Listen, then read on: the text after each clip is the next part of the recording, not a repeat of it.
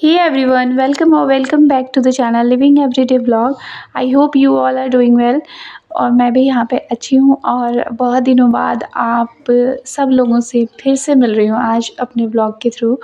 वैसे तो मैं लाइव और शॉर्ट के थ्रू कनेक्टेड रहती हूँ आप लोगों से। तो लिटरली आज मैं सच में इतने दिनों बाद जब व्लॉग शेयर कर रही हूँ आप लोगों के साथ, तो लिटरली बहुत ज़्यादा खुशी हो रही है। और पता है, इस साल ना ठंड बहुत कम दिनों के लिए आई थी और अब इतने ही कम दिनों में फिर जाने को भी हो रही है। पर हमारे यहाँ अभी भी ठंड है और मुझे लगता है कि इस महीने तो रहेगी।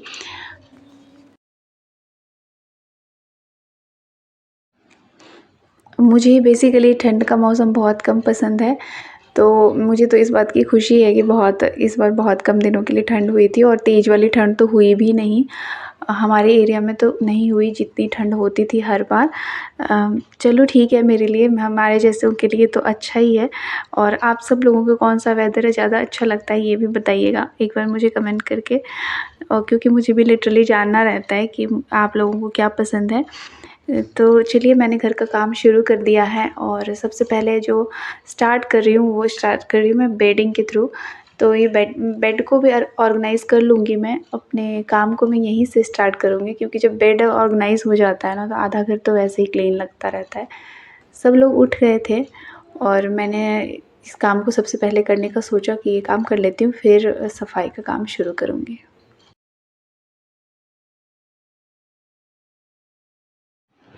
अभी मैं सर्दियों की बेडशीट को ही बिछा रही हूँ और मुझे लगता है 1 महीना और ये वाले बेडशीट मुझे यूज़ आने वाले हैं, क्योंकि ठंडी जो है वो बेसिकली अप्रैल के फर्स्ट वीक तक चलती है, मतलब हल्की वाली।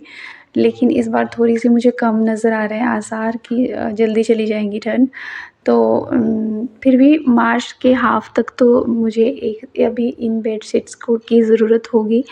तो मैं इसीलिए एक कोज़ी सा बेडशीट मैंने निकाला है, जो ये बिल्कुल कॉटन वाले होते हैं ना, वो जब बेड पे बैठोगे तो ठंडा-ठंडा सा फ़ील होता रहता है। ये वाले बेडशीट जो होते हैं वो अच्छे होते हैं। इनमें मतलब ठंडक नहीं लगती है, अच्छा लगता है जब भी बेड पे आओ तो एक कोज़ीनेस सा फ़ील होता है।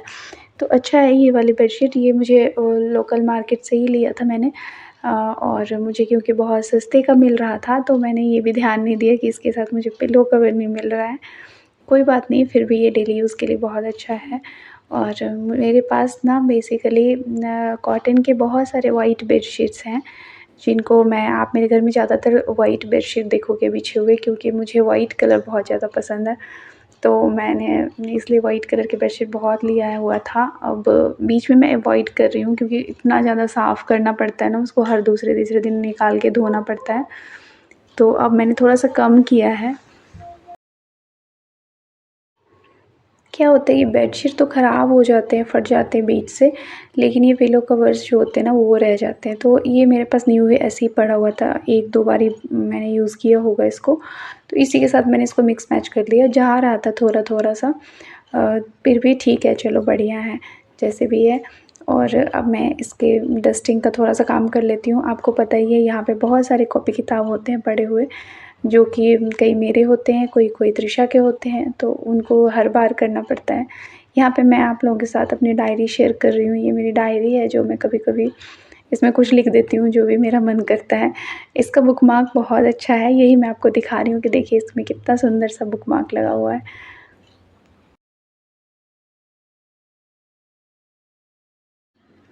मेरे घर में ऑर्गेनाइजिंग स्पेस बहुत कम होने के कारण ये बहुत दिक्कत हो जाती है कि जो ब्लैंकेट्स हैं, इतने सारे ब्लैंकेट हैं, रज़ाइयाँ हैं, इनको कहाँ पे रखूँ?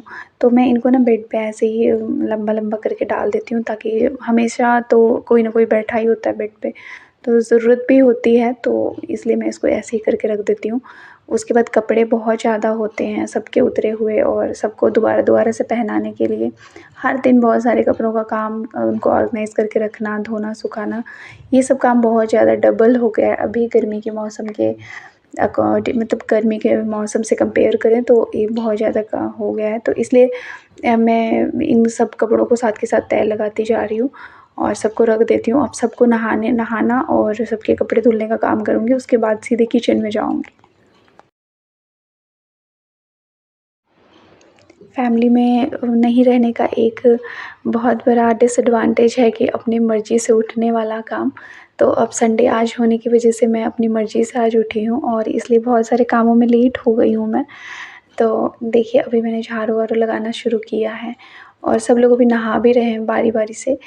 तो और ब्रेकफ़ास्ट अभी तक बना नहीं है, तो मैंने सोचा था कुछ ऐसा ही मतलब चलते-फिरते वाला ब्रेकफ़ास्ट जैसे ब्रेड हो गया। ये सारी चीज़ें मैं संडे को ज़्यादातर मैंने आपको कई बार बताया है कि मैं प्रॉपर ब्रेकफ़ास्ट कई बार संडे को नहीं बनाती हूँ और अगर बनाती हूँ तो बहुत लाइट वाला कुछ जैसे दलिया बना देती हूँ कि मेरे को खड़ा होके 1 घंटा ना देना पड़े वहाँ पे जल्दी-जल्दी से हो जाए बस। और दिन में जो वीकडेज़ होते हैं उनमें तो घंटा क्या 2 घंटा खड़ी रहती हूँ सुबह-सुबह। लेकिन इन संडे के वाले दिन वीकेंड में ये हो जाता है मुझे कि मैं फटाफट काम को करने में कर लूँ इधर, इसलिए ब्रेकफ़ास्ट का जो काम है वो मैं स्किप करने का सोचती हूँ।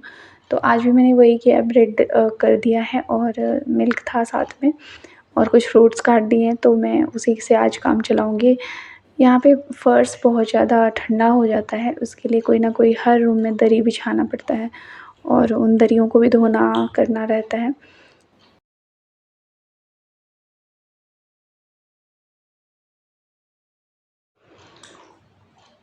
मिरर पे पानी के छींटे जो हैं वो लगातार पड़ते रहते हैं, तो उनको मैं पेपर से क्लीन कर देती हूँ, क्योंकि जभी भी कपड़े से करती हूँ ना तो वो एक व्हाइट कास्ट सा थोड़ी देर के बाद छोड़ जाता है, तो इस वजह से मैं उसको पेपर से जब करती हूँ या टिश्यू पेपर या न्यूज़पेपर ले लो, उससे कर देती हूँ ना तो वो बहुत ज़्यादा अच्छे से क्लीन हो जाता है।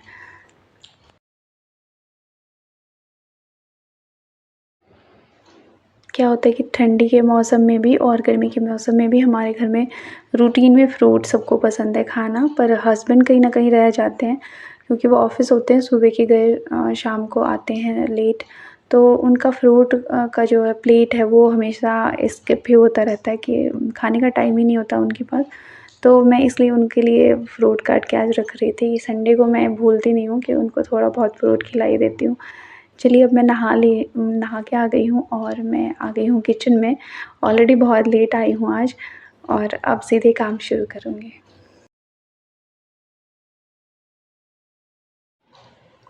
आज साउथ इंडियंस से इन्फ्लुएंस होके एक मैं ब्रेकफ़ास्ट बनाने के लिए जा रही हूँ, जो उन लोगों के लिए तो बहुत कॉमन है, वो लोग हर रोज़ ही खाते हैं, अब मुझे ऐसा पता है और हम लोग आज इसको ट्राई कर रहे हैं अपने घर में। इससे पहले जभी भी खाया है तो या तो बाहर ही खाया है, कभी घर में ट्राई नहीं किया है बनाने का, तो इसलिए मुझे तो बिल्कुल नहीं बनाना आता है। तो मैं बना रही हूँ पीनट की चटनी। पीनट और कोकोनट वगैरह जो मिक्स करके बनाते हैं, मुझे ठीक से पता भी नहीं है क्या बोलते हैं इसको, बट मुझे लगता है पीनट चटनी ही बोलते होंगे। तो वही बना रही हूँ और इस चटनी के लिए मैंने सबसे पहले पीनट को भून दिया था। ये सब मैंने देखा था यूट्यूब पे कि कैसे बनाते हैं करके, तो वही मैं ट्राई कर रही हूँ। बहुत सारा पीनट इसलिए भुना था क्योंकि मुझे इसको थोड़ा-सा बचा के रखना भी था, भुने हुए पीनट बहुत सारे और भी रेसिपी में मैं ट्राई करती रहती हूँ, इस वजह से।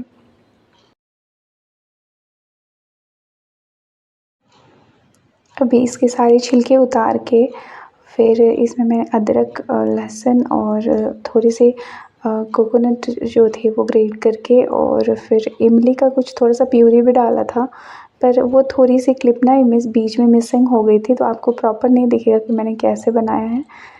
तो ये सारी चीज़ डाल के, नमक डाल के फिर मैंने इसको ग्राइंड कर लिया था और फिर तड़का लगाया था जीरा का और हरी मिर्च और करी पत्ता का। तो चटनी तो इससे पहले भी ये वाली मैंने बनाई है, पर डोसा पहली बार बना रही हूँ घर के अंदर। इस चटनी को मैंने किसी और चीज़ के साथ, जैसे कि हमारे यहाँ पे राइस का एक और चीज़ बनता है, उसके साथ खाने के लिए मैंने बनाया था 1-2 बार। और आज मैंने डोसा का बैटर भी रेडी किया है, देख के ही किया है सब कुछ ऑनलाइन। अब पता नहीं मैं कैसा बनाऊँगी आज इसको।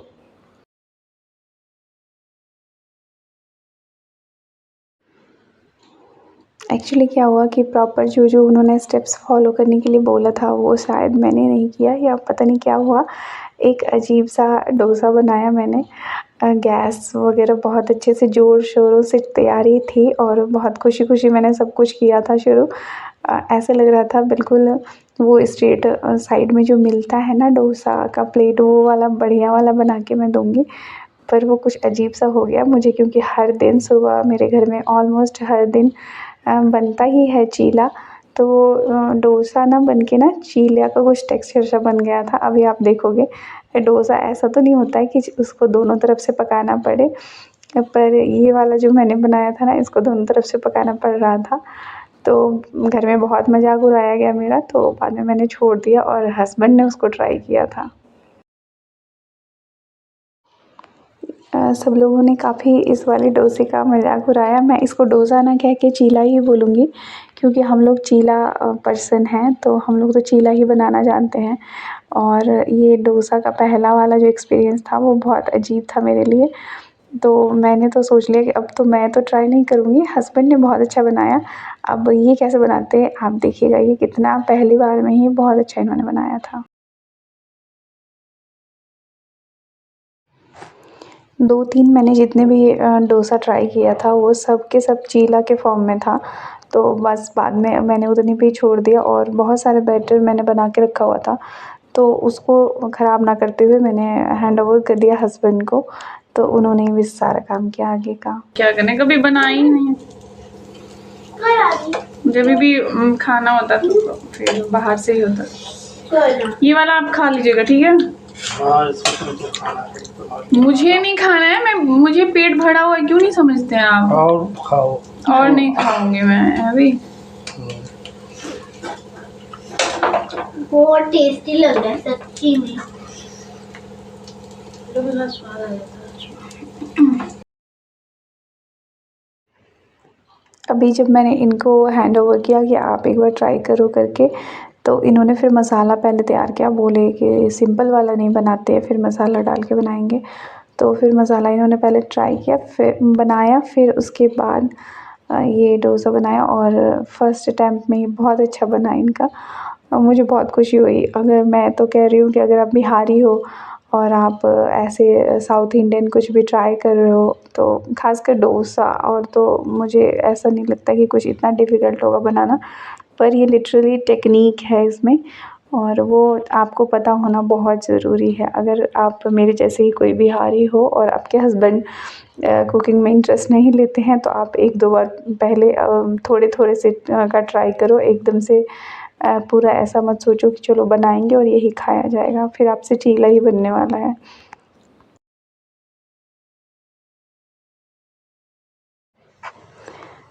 तो सब लोगों ने फिर खाना शुरू किया। मैं हस्बैंड को भी साथ के साथ थोड़ा-थोड़ा खिला रही थी अपने प्लेट में से ही, और खुद भी खा रही थी। अब एक्चुअली मज़ा आया जो एक्चुअल डोसा होता है उसका। और ये मेरा आपको बेवकूफ़ियों भरा व्लॉग कैसा लगा बताइएगा ज़रूर कमेंट करके। ऐसे ही मैं हूँ, जैसे भी हूँ वैसे ही आपको दिखाया है। और ये व्लॉग मैं इतने दिनों के बाद आप लोगों के साथ शेयर की हूँ, तो मुझे लगता है कि आप लोग सब लोगों से मैं रिक्वेस्ट करती हूँ कि आप लोग अपने कमेंट ज़रूर करिएगा, क्योंकि मुझे बहुत वेट रहता है आप लोगों के कमेंट का। क्योंकि उसके थ्रू मुझे पता चलता है कि आप लोगों का क्या रिएक्शन है मेरे वीडियो को देख के। तो बस आज के ब्लॉग को मैं यहीं पे एंड करती हूँ। बीच बीच में हस्बैंड को ऐसे बनाते हुए छोड़ नहीं दिया है, खिला भी रही हूँ। तो ऐसे ही मेरे और ब्लॉग को देखने के लिए मेरे ब्लॉग को लाइक शेयर और सब्सक्राइब कर दीजिएगा। Thanks for watching.